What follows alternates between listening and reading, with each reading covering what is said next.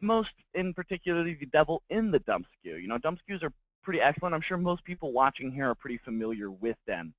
But I want to talk about some of the nuances involved, how to do it properly, and how we shouldn't do it, really. Sometimes people get a little dump SKU crazy and just start using them for things that they shouldn't necessarily. So we're going to talk about what is a dump SKU.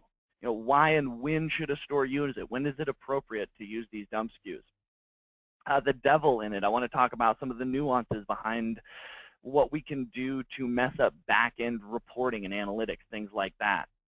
Then I'm just going to go simply in how to create it. If we don't know how to do that, I'm going to go into Paladin. We're going to go through and how to create it, and not only that, but how to create it properly so it doesn't mess anything up later on.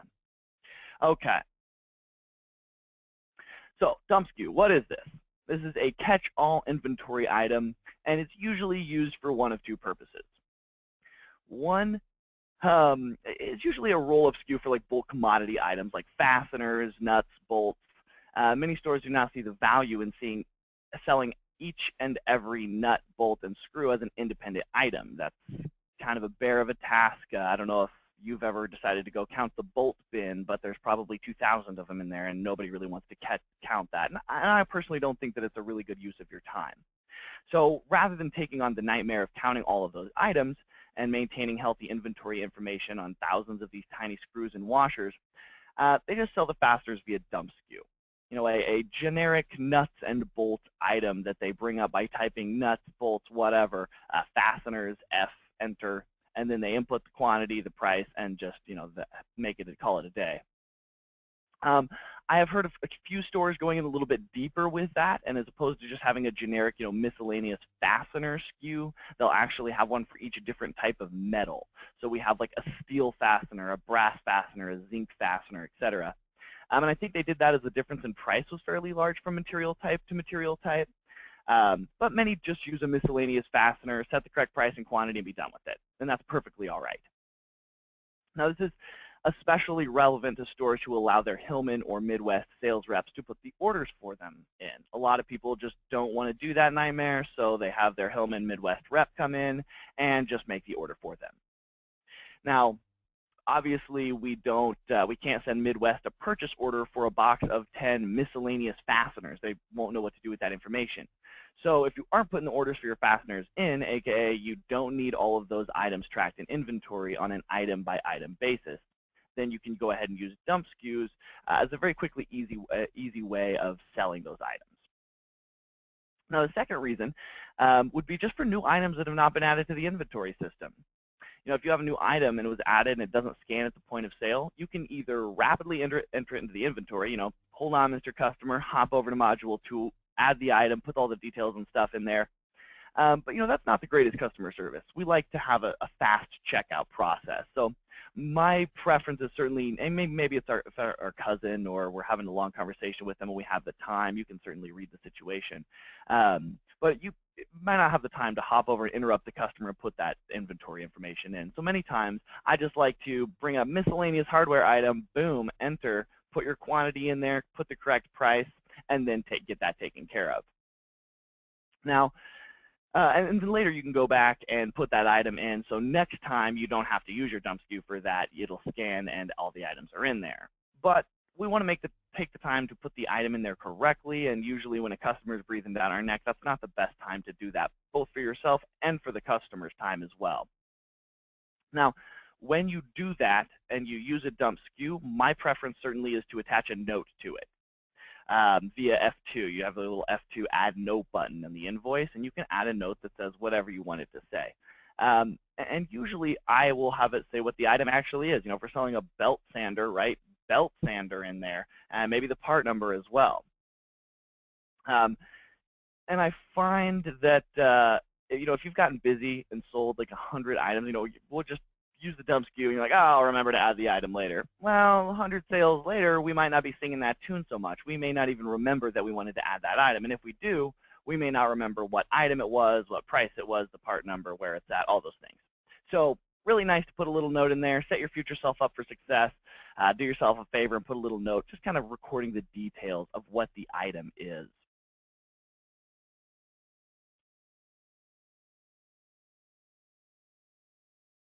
Okay, so let's talk a little bit. We went over how to create it, or let's talk a little bit about the negative effects of using these dump SKUs here. Um, they're sounding pretty good. You know, we can use them pretty thoroughly. Why wouldn't we just use them for all of our items? You know, these dump SKUs are awesome. I don't have to record inventory data. I just miscellaneous hardware, price, done. Where's the devil here? Well, why don't I just sell everything via dump SKU? Well, obviously not having any accurate inventory data would make ordering a nightmare, and you would essentially be flying blind, not knowing which items you have sold. But besides the obvious, if abused, dump SKUs can also cause havoc in things like daily sales reports, margins, stock replenishment, price controlling, sales history. The list goes on and on. It'll really affect and kind of corrupt some of our back-end reporting information if we don't set them up right and we use them when we're not supposed to. So long story short here, there is the right way and the wrong way to create a dump SKU, and let's talk about the right way to do that. Okay, so on the top ribbon, many of you guys know this. This is how to add an item 101. On the top ribbon, hit Module 2, go into your inventory there, or Module 3, I believe. Then go ahead and add an item. I believe that's F2 on the bottom. The required fields of these bold bullet points here are only the required fields. You can add more information than that, but the only thing that you need to do is add a part number. And that part number is whatever string of characters, letters, or numbers that is quick and easy to remember. This is not the place to show your writing skills. We want this to be, you know, 1, 2, 3, 4 letters of very quick that I can not interrupt my clerks' day-to-day operations by having some long words that they have to type in. You know, a lot of people have this guy as their typer. Well, we want to be accommodating for those people, so they just have to hit a few times, hit enter, and bring up the item very quickly. A lot of them just MIS for miscellaneous, MISC, or if you want to get a little farther with it, you know, MISCH for a miscellaneous hardware item, MISCL for a miscellaneous lumber item, and so on and so forth. When you create this, make sure that we write it down on a little sticky note or record this information somewhere, as I don't know how your guys' brains works, but mine is like a little sieve. I think that I'll remember everything, and then later on I remember nothing. So write it on a sticky note. Do yourself a favor. Put it on your computer at least for a couple months until we've got those little guys just memorized. Now, I don't have it on here, but you can certainly add an alternate part number. We can see this. We've got this little alternate part number field here. It doesn't have an asterisk by it, so it's not required to put anything in here. But you certainly can. If you want to make, you know, MISC, you can make an alternate part number of just M. You know, so all I have to do is hit one letter and bring it up. However, I would recommend limiting the number of alternate part numbers. Certainly there is a vast number of names and words and strings of characters that we can remind ourselves to bring up an item, but that just kind of muddies it up. It just kind of confuses everything. So let's keep it with 1, maybe 2, so that way it's very easy to interact with these items, and I don't have to remember, let's see, is it M, is it MI, is it MISC, is it MISCH, you know, is it whatever. Just keep it simple, keep it easy. That'll be a little bit easier for yourself later on. The description, put whatever the item, a miscellaneous hardware item. This is a little bit a section where you can diatribe a little bit and write a little bit more of a lengthy description for it. And maybe make sure to keep your customers in mind when you're making this. You know, if I'm looking at my receipt, what do I want it to say? Well, I want it to be understood by my customers. So, you know, hardware item not in system, or miscellaneous hardware item, something that will not confuse your customers. Cost. The cost of a dump SKU should be set at 0, as we don't know which item we're going to sell via this dump SKU. We don't know what that item's cost is. It's not a static line, so we know. If you set the retail price, you know, set that as 0 as well. You don't have to necessarily, but kind of the whole point here is we want our clerks to manually enter that price, as this is a dump SKU and it's representing a group of items all being sold at different prices. Some people, in order to kind of prompt their clerks to, hey, we got to make sure that we put this price in here, they'll put a ridiculous price on their dump SKUs, like $200. Something that the customer will definitely notice if the clerk adds that item to their ticket without manually adjusting the price to whatever reality is, whatever it actually should be. Some people kind of build that wall in there. If you think that your people need that, then go ahead and do that. That's totally fine. I don't know if I would necessarily appreciate that as a customer walking out and accidentally seeing, a $200 item on there and being like, oh, we just put it on there so you guys are the ones to remind us to adjust it down. I don't know how I feel about that, but some people do it and they've had success doing it, so I'm not opposed. Stock on hand. This is not a literal physical object. It is not an item, so put that as 0. We don't care. We have none of these items. And then the last thing here is we want to put this dump SKU in a department that is appropriate. Some people will make a miscellaneous department and then put their dump SKU in that miscellaneous department. And that's okay if we're using one dump SKU. But if we have a dump SKU for every department, we've got a hardware dump SKU, a paint and sundries dump SKU, labor, service charge dump SKUs, all these different types of dump SKUs, we want them in the appropriate department. So let's put the miscellaneous hardware item into the literal hardware department. The miscellaneous paint and sundries item goes into the paint and sundries department, and so on. It'll just keep things a little bit cleaner that way. Now, there's a few additional things that we need to do, especially if we're putting these dump SKUs into a real department that has real sales figures going on, to make sure that that information doesn't get skewed. So I've kind of come up with 3 additional things that we want to do to make sure that this dump SKU doesn't mess anything up on the back end. So what we want to do is the first one, we want to go into the inventory module, and then you want to go into the order control tab. And I tried to build this in sequential order from left to right. So if you pull up the inventory module, you want to go over the order control tab, and then the next one will be pricing, and then general. So you just kind of start with that one, then work your way to the right. So the first thing that we want to do is in that order control tab, and I got a little picture of it with an arrow pointing to it right here. We see this max quantity field. This max quantity field is for taking control back of your inventory item. That's why these fields are here right here. If you're not using suggested order, you can lock in a static reorder point here via mins and maxes. What we want to do here is we want to set that max quantity to 0 and then lock it. What that is essentially doing is it's saying, hey, Paladin, I want manual control over the reorder points of this item, and I want you to maintain exactly no more than 0 of this item on hand. Essentially, don't maintain this item on hand. Never suggest that I order this item again, because it's not a real item. We can't send this item to our supplier. It's a miscellaneous paint and sundries item. It wouldn't do any good. So that'll make sure that your ordering doesn't get messed up. Okay, so if you sell an item with a cost of 0 for $1 or $5 or whatever amount, the sale will reflect 100% margin, which is obviously not accurate. If the dump SKU is in a department that has an average margin that you keep track of, like a hardware, paint and sundry, real numbers here, any sale made in that department with a 100% margin will skew the actual department margin when it comes to reporting, right? Because you have an average margin of 40%, one sale of 100%, well, that's going to bump you way up. It's going to skew the whole figure, just that one sale. So what we want to do here is go over to the pricing tab. In the pricing tab, there is the reference margin, and I've got a little arrow pointing to it right here, this REF. You'll see this in the pricing tab, the next one to the right of order control. This guy right here is essentially where we go to establish a margin that we'd like to maintain on this item. Don't think about that for right this second. We're going to use this as kind of like a little trick here. I want you to put the department's average margin. So if we have a 35% average margin in our hardware department, and this is the dump SKU miscellaneous hardware dump SKU, put 35% in that reference margin field. What is happening is, or what will happen is when you sell this item, Paladin will go, okay, you're selling it for $1. You put a 35% reference margin in there.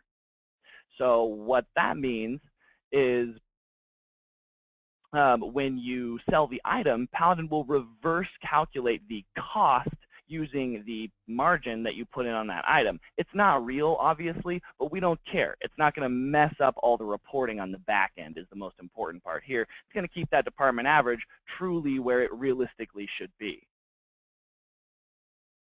Now, the third thing that we want to do here is in the next tab over, the General tab. We want to go in there, and on the very right-hand side, all the way on the right hand of the page, right about in the middle of it, there's a little checkbox. And I've got an arrow pointing to it over here, a little slide that says non-inventory. Click that guy, hit save. That is essentially telling Paladin, hey, this is a non-inventory item. This isn't a real physical object, thus don't keep track of my stock on hand, because we don't care. It's not a real item, just like a service fee or a service charge, something like that. Okay, now one thing I want to talk about before we're out in here and I show you guys some of this stuff is discounting. This is definitely worth mentioning here. If you use the F4 discount item button at the bottom of that invoice quote module, when you're ringing up tickets, there's a little F4 discount item button. And you're like, okay, I select all the items on this ticket. I want to give this customer, this is my mom. I want to give her 10% off. So I select all the items, and I use that, but it doesn't do my dump SKU. We may not have noticed, but I want you guys to notice. I want you to be aware of this because the dump SKU will not be discounted. What's happening is you're saying, hey, give 10% off of the retail price. Well, what's the retail price on your dump SKU? It's 0. Now, you may have manually made it something else, but truly it has a retail price of 0. So Paladin goes, well, I'm going to give this customer 10% off the retail price, which is 0. 10% off of 0 is 0. So it does not affect your dump SKU at all. Now, there is a checkbox in Paladin that I'm going to show you guys here in a second. It is in the File Setup Invoice Store. There's Invoice Local and Invoice Store. You want to go to the Invoice Store, and there's a little checkbox in there that says check invoice. It says Invoice F4 discount applies to manually priced items. If you check that box, it will now allow that F4 discount item button to apply to your dump SKU as well. It doesn't look at the retail price on the item. It looks at the retail price on the item that's being sold, the manually inputted price. Something that is extremely, extremely important that you're aware of here, though, is even with that box checked, a customer with a pricing plan, an automatic discounting structure applied to their account, will not get that discount off of their dump SKU item. Any sort of automatic discounts, even with that little box checked, will not discount the dump SKU. So when selling to a loyal customer of ours, perhaps a veteran or something that we're giving 10% off to, we need to put the dump SKU item in at the sale price, not the retail price, but the 10% off price. As if that customer's got that automatic price scheme built into there, it will not touch the price of your manually inputted price. Okay. Really important detail. There's been a lot of confusion on that, and obviously customers don't like it when we tell them that we're going to give them a discount and then don't give them that discount. That can really make some people unhappy. So want to make sure that everybody's aware of that.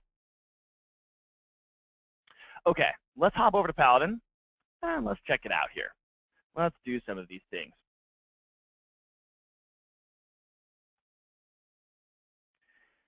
And you know what, I'm going to interrupt myself right here. Jenny, is there any questions up to this point?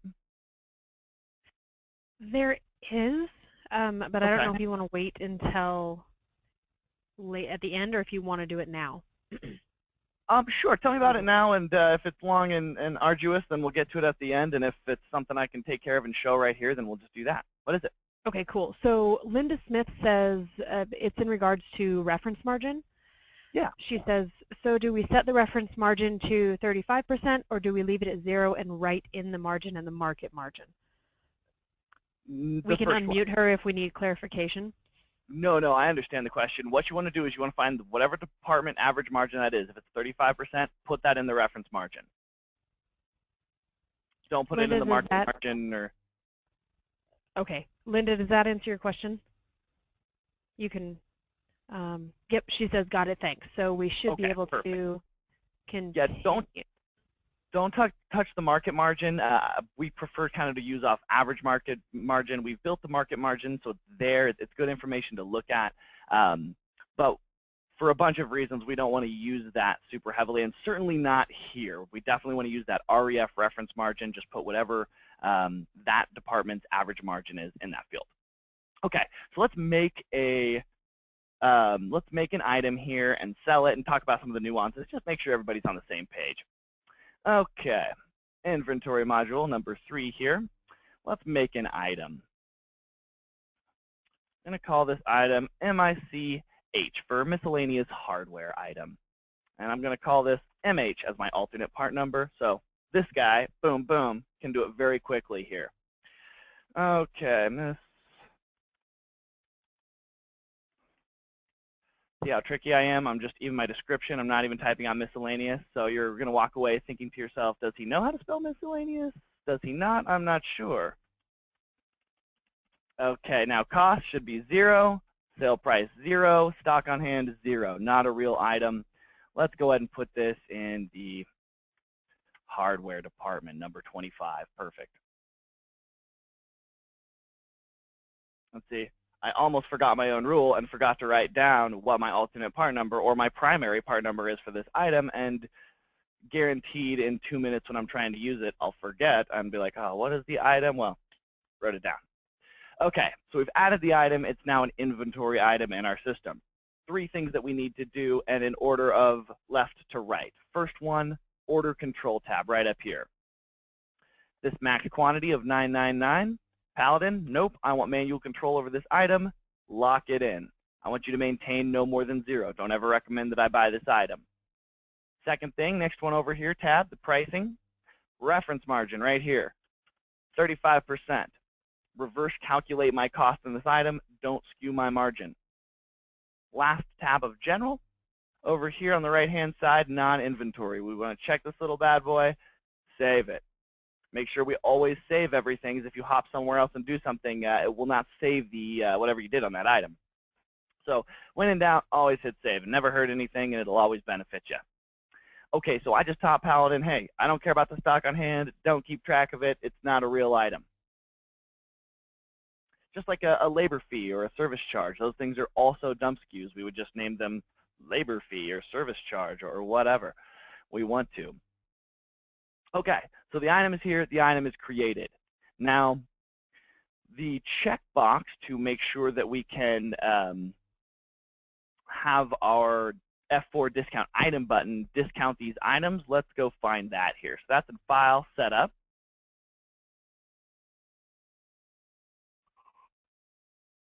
And we've got Invoice Store. Notice we're on Invoice Local right now and Invoice Store. You want to be on the Invoice Store one right here.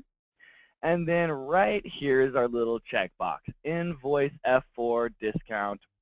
Oh, right here. Invoice F4 discount applies to manually priced items right here. So if this box is not checked, you will not be able to discount your dump SKUs via the F4 button. If the box is checked, you will. Simple as that. Now, I would suggest standardizing this, telling your clerks one way of doing that. Are we going to input a dump SKU price at the true retail or at the sale price that this customer gets? Figure out one of those 2 ways and standardize it. Make it that way always. That way we don't have any confusion later on of, okay, we put the price in of $1, but he has 10% off, so maybe I put 90 cents in there. But, oh, he gets the customer, he gets 10% off everything else, so I'm just going to select all the items and do 10%. Well, that might double stack. We might be giving that customer 10% off 100% and then 10% off 90%. So we want to make sure that doesn't happen, so I would suggest kind of standardizing the process there and making sure that this checkbox is doing what you want it to. Sure, we can save that. Okay, and then the last thing here is I just want to show how to bring this up at invoice quote. Very easy stuff, and we can remember, I'm looking down at my notes, I wrote down MISCH for the item. We would go ahead and say, hey, this customer's getting 2 of these, and you know, they're selling for $1.20. And then also, I've had my alternate part number of MH, same item, except I only need 1 finger because it's 2 letters. It's very quick. I prefer that, you know, shorter, simpler, always easy. So that's how we use dump SKUs. So those are some of the nuances involved here. I want to go, there we go. This, if you download the slides on our website, this is actually a link. This How to Create a Dump SKU is a link to our knowledge base article, and it's basically the really short, not quite as fun and entertaining version of what I just told you. Jenny, do we have any questions before I wrap up here? I don't see any more at this time. Excellent, guys. Well, next week we are going to be talking about EMV.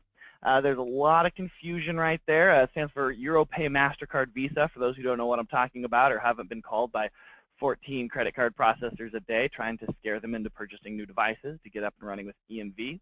We want to talk about, we are not a credit card processor, but we work very well with them and kind of hold the hand of some of those companies. So we like to think we know a little bit about what we're talking about when it comes to the EMV, and we want to try to help clear up some of the confusion that's out there on that, as there's a lot.